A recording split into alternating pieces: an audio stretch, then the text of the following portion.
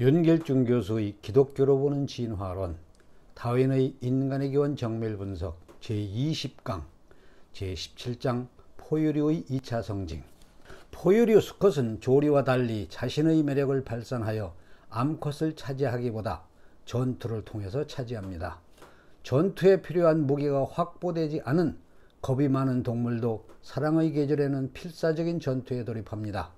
수컷 토끼는 하나가 죽을 때까지 싸우는 것으로 알려져 있습니다. 수컷 두더지도 종종 전투를 벌이며 때로 치명적인 결과를 가져오기도 합니다. 수컷 다람쥐도 비버처럼 자주 싸워 서로에게 치명적인 상처를 입힙니다.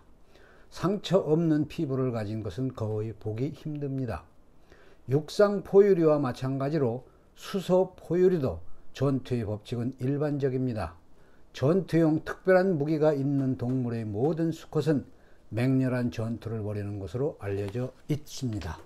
승자와 패자 모두 얼마나 처참하게 싸웠는지를 보여주는 용기와 필사적인 전투의 흔적이 세계 도처에서 발견됩니다. 1861년 몇 마리의 황소가 무리의 지배권을 놓고 싸웠습니다.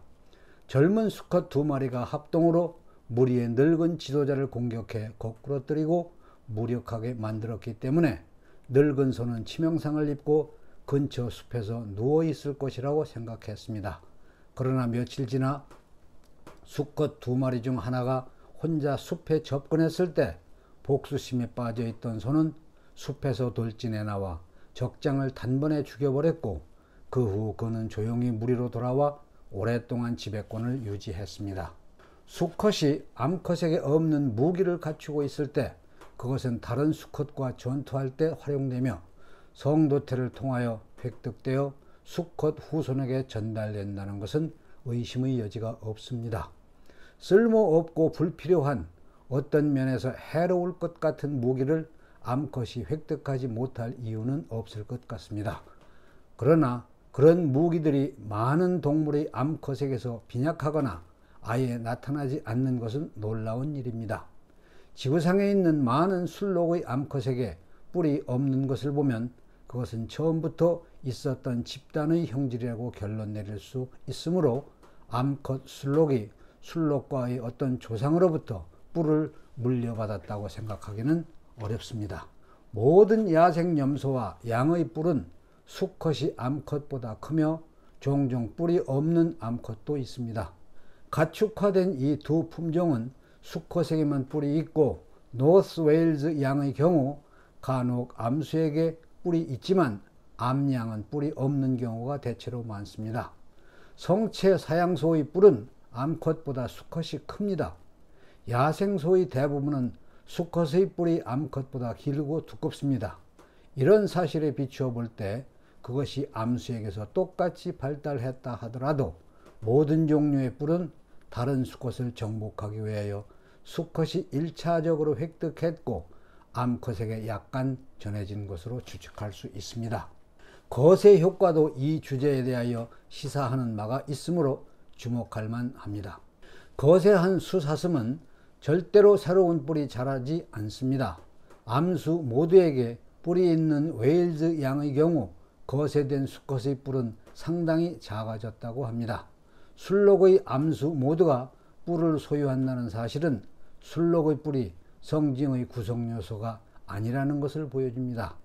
메리노 순양은 큰 뿔이 있지만 암컷은 일반적으로 뿔이 없으며 거세는 큰 효과를 가져오는 것 같습니다.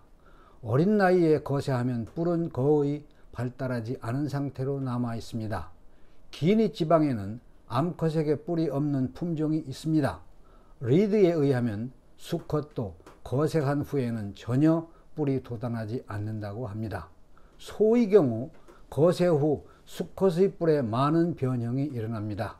짧아지거나 두꺼워지지 않고 길어져서 암컷을 닮아갑니다. 거세한 수컷의 뿔이 암컷과 같은 모양이 되면서 좀 더 길고 두꺼운 모습을 띈다는 것은 놀라운 일입니다. 거세의 결과로 개체의 체질상 교란이 효과를 나타내는 것입니다.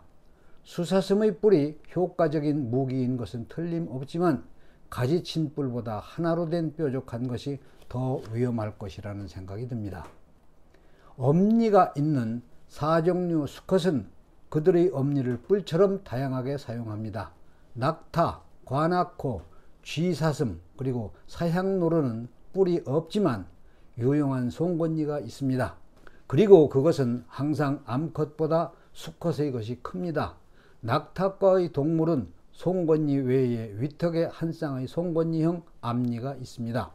엄니와 뿔이 발달하려면 많은 유기물질을 소모해야 하므로 그것을 가진 동물에게 중요한 것은 분명합니다. 대부분 포유류는 암수의 크기가 다르며 대체로 수컷이 암컷보다 크고 강합니다. 암수가 최고에서 큰 차이를 보이는 대표적인 동물은 일부 다처제의 바다표범입니다. 수컷은 잔인하게 싸우는 것으로 알려져 있습니다.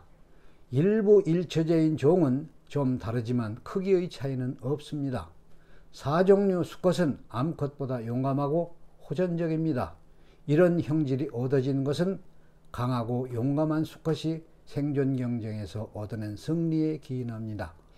성도태와 용부령의 유전 효과에 기인한다는 것은 의심할 여지가 없습니다. 네발 동물이 형질의 축적으로 얻은 힘, 크기 및 용기의 연속적 변이는 그것이 단순한 변이에 의한 것이든 용부령 효과에 의한 것인지를 떠나 일생의 보다 늦은 시기에 나타나 수컷에게 제한적으로 전달되는 것은 가능한 일입니다. 짝짓기 시기에 일어나는 네발 동물의 암수 선택.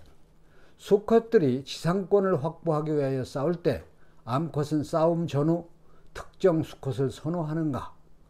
수컷이 일부 다처주의자가 아닐 때 특정 암컷을 선택할까?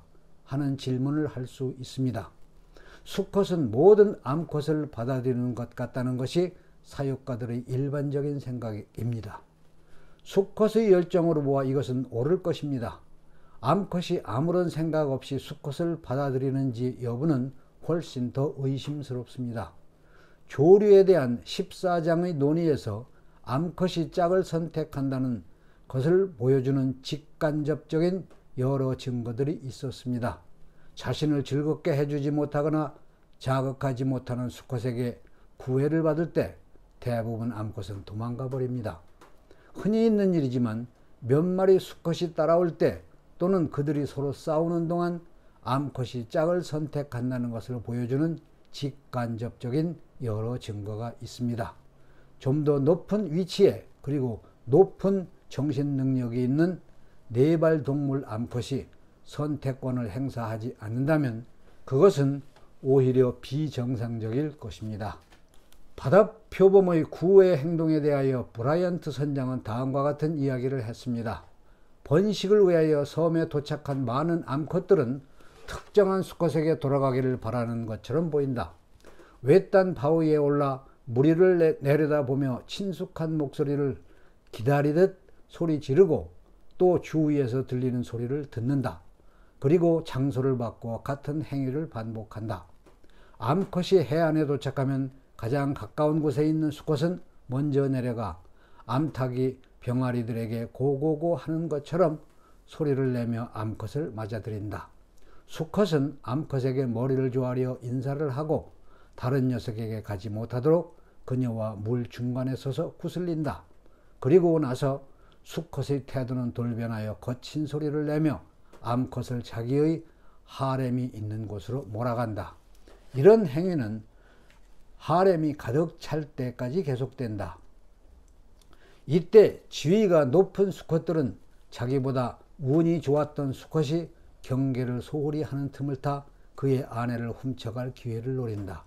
하렘이 가득 차면 늙은 수컷은 만족스러운 듯이 주위를 거닐며 접근하거나 소란 피우는 녀석들을 꾸짖고 침입자가 있으면 맹렬하게 내쫓아 자신의 부인들을 보살핀다. 수컷은 이런 감시 행위에 늘 몰두해 있다. 호프베르그는 가축화된 술록을 설명하면서 다음과 같은 이야기를 했습니다. 암컷은 어떤 수컷은 거절하고 다른 수컷을 보금자리로 받아들인다.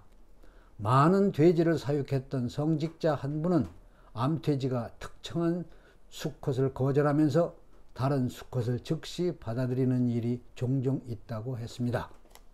이런 사실들로 미루어 볼 때 대부분의 네발동물 가축들이 반감과 호감을 나타낸다는 것은 의심할 여지가 없으며, 이런 현상은 수컷보다 암컷에게서 일반적입니다.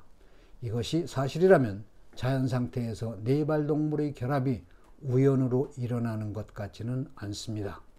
암컷이 다른 수컷에 비해 높은 수준의 형질을 지닌 특정 수컷에게 매혹되거나 자극된다고 생각하는 것이 훨씬 가능성이 있습니다. 그러나 그 형질이 무엇인지 우리가 밝혀낸 것은 아무것도 없습니다. 다음 강의에서 계속됩니다. 평안하십시오. 샬롬.